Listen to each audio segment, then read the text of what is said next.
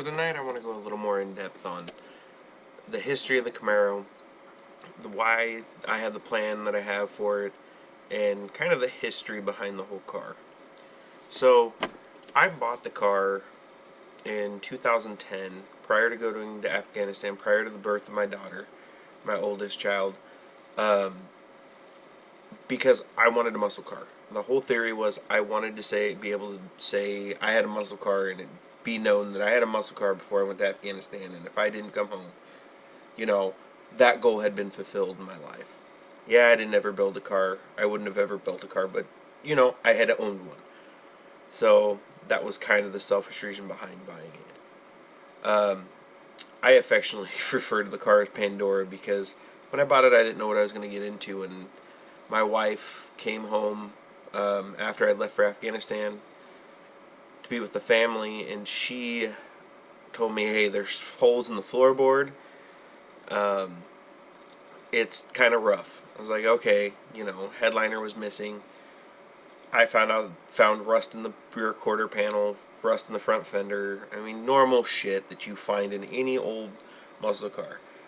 So, you know, but got out of the army, started working for a hot rod shop, um, and started going to the cruise-ins and um,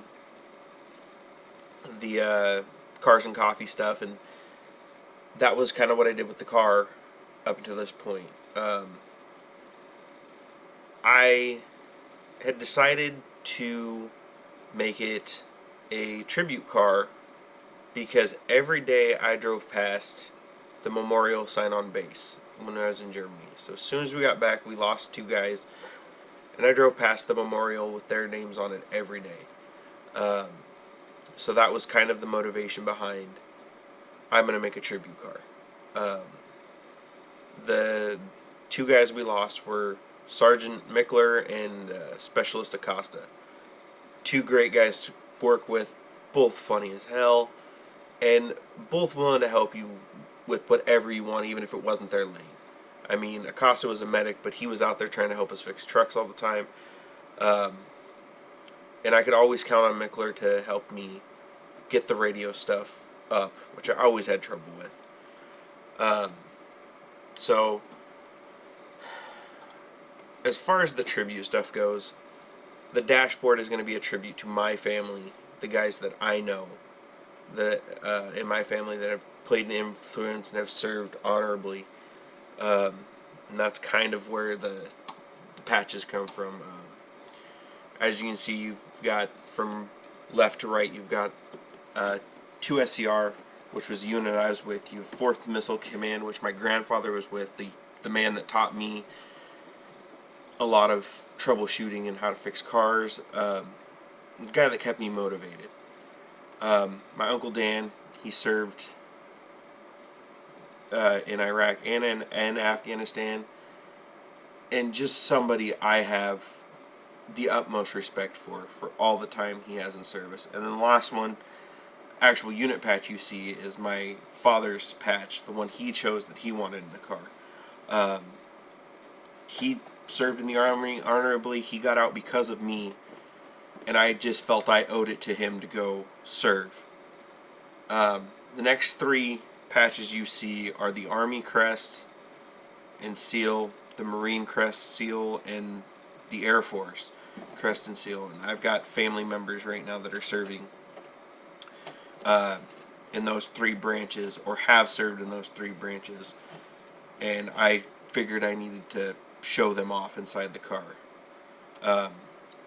Next we come to the seats, and the seats play a significant role in me because I wanted the green seats, but I can't get them through the company. I can probably find them on eBay somewhere, but I kind of want new seats.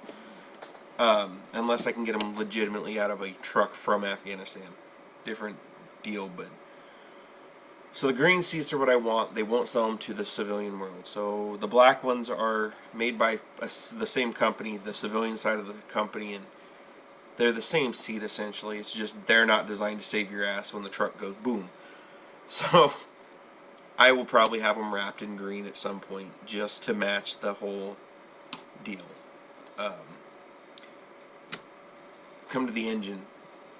I'm going to warm it up. It's going to get heads, it's going to get intake, it's going to get a better cam.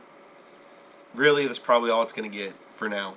Because eventually, it'll probably get swapped to an LS motor. Because it only makes sense to. But for now, I want to see how this goes. And maybe I won't do an LS swap. Maybe I'll just throw turbos on it. Because it's only going to be 9-to-1 compression. And I can put turbos on it.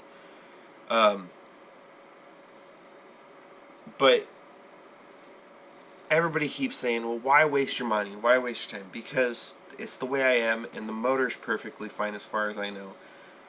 Maybe I'll break it open and find out that, all the bearings are actually spun and it's gouged out all the cylinders and it's amazing that thing still runs. But if it comes down to it, I will figure out where to go from there. These next two cars after the engine shot, they're what's out there, what people have done so far, kind of based on the same idea that I'm going for. And I just don't see you ever really being able to drive those cars. You really can't take them on the track. You might be able to drag race them, but you're not going to road course them. You're not going to go run canyon roads and stuff with them. You're not going to really want to drive them on the street because, oh my God, you get a rock chip and that paint job's done. That's not the route I'm going with this car. The next thing is, as you see this picture, this is how the car sits right now. You can't tell from the picture, but it has no interior now. It did in that shot. But it has no interior now. I've gutted it so I can figure out just how bad the rust is, how much work I have sitting ahead of me. And yeah, there's quite a bit, but I will get it done, and I will slowly get it done. I have a good facilities. I have friends that are going to be willing to help me, and that's what this is about. It's about doing everything on my own and with help of people. I'm just trying to get the car done. In this last shot, these last 3 pictures, I literally built the car in Forza as close as I could get to what my real goal is, just to see what it would look like.